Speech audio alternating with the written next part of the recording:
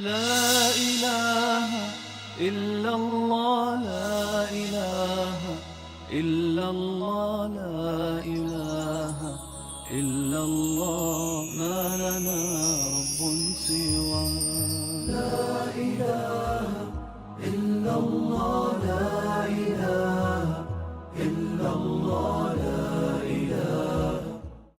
الحمد لله فالق الإصباح وصلى الله على النبي وآله الحائزين مراتب الفلاح وبعد فأعوذ بالله من الشيطان الرجيم بسم الله الرحمن الرحيم قل سيروا في الأرض فانظروا كيف بدأ الخلق ثم الله ينشئ النشأة الآخرة إن الله على كل شيء قدير صدق الله العظيم.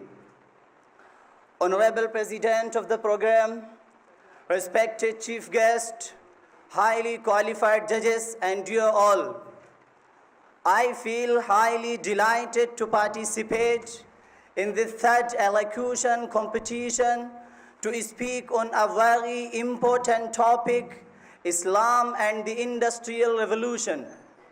Respected ulama, life is constantly on the move. Every new era is associated with new circumstances and fresh challenges.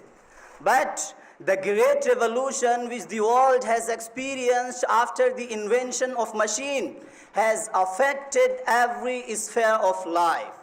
It has opened the doors of research and observation for every art and science and has created some new problems in every section of life. If we look into the teachings of religions other than Islam, we find that they are not capable of absorbing the great revolution in them. But Islam is the only religion in the world whose guidance is ever fresh. No revolutions, no circumstances make it outdated. It's fresh today and will remain fresh as long as the world exists. The reason is obvious. Its precepts and injunctions are not the product of human brain, which is unaware of the coming events. The source of its teachings is the divine revelations. The being who made it the code of life for mankind is the one who is the creator of mankind and the entire universe. He has full knowledge of man's nature and his needs. He is fully aware of the changing circumstances and he knows what's going to happen, when and where. Dear intellectuals, in this connection, we wish to point out two types of changes that have occurred in every walk of life as a result of industrial revolution of Europe. Some of them were inevitable for the present advancements, and without them it was not possible for science and technology to have attained the present standard. It was due to these that the world had benefited by the latest inventions. Large factories came into being, bridges have been constructed, big dams and useful additions to human knowledge have been made. But at the same time, there are some changes that are not at all essential for industrial and material progress. The West has associated them to industrial revolution for no reason.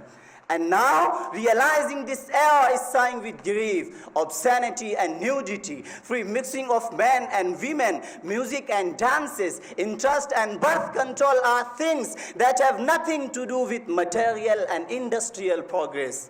Experience has proved that these things have served as an obstacle rather than assistance towards the human progress.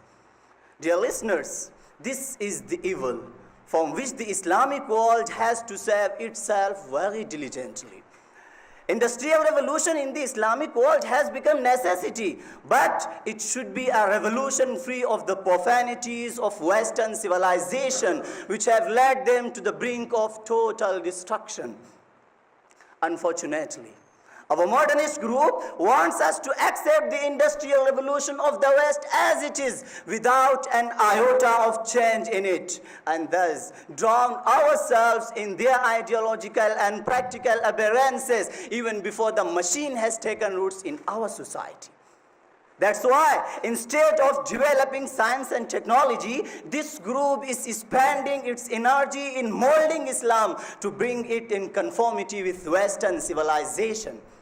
These changes do not match with the temperament of Islamic ideology. A study of industrial revolution of the West itself leads us to think that we shall have to abstain from these changes if we want to lead a peaceful life despite the sway of machine in our lives.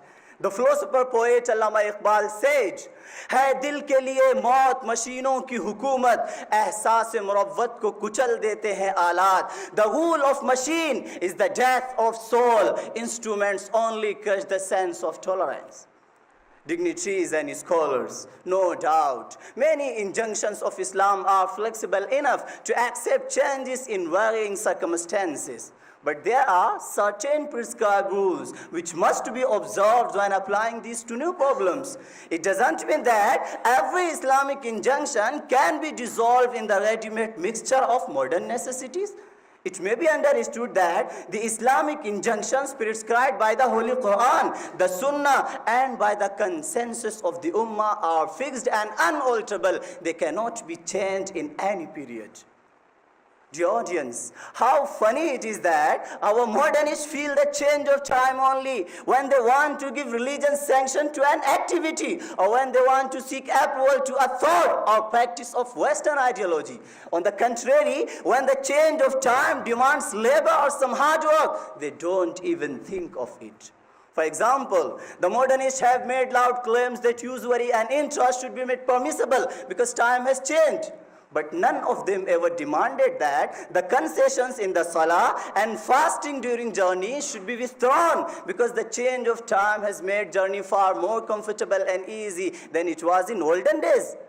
They never insisted that these facilities should be withdrawn in modern time, and they were meant only for the time foregone.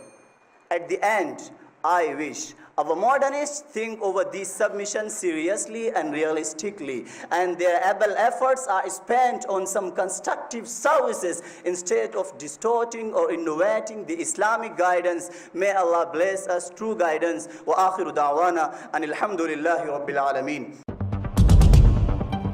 Eastern Crescent is not just an English monthly, but differs from others in many ways.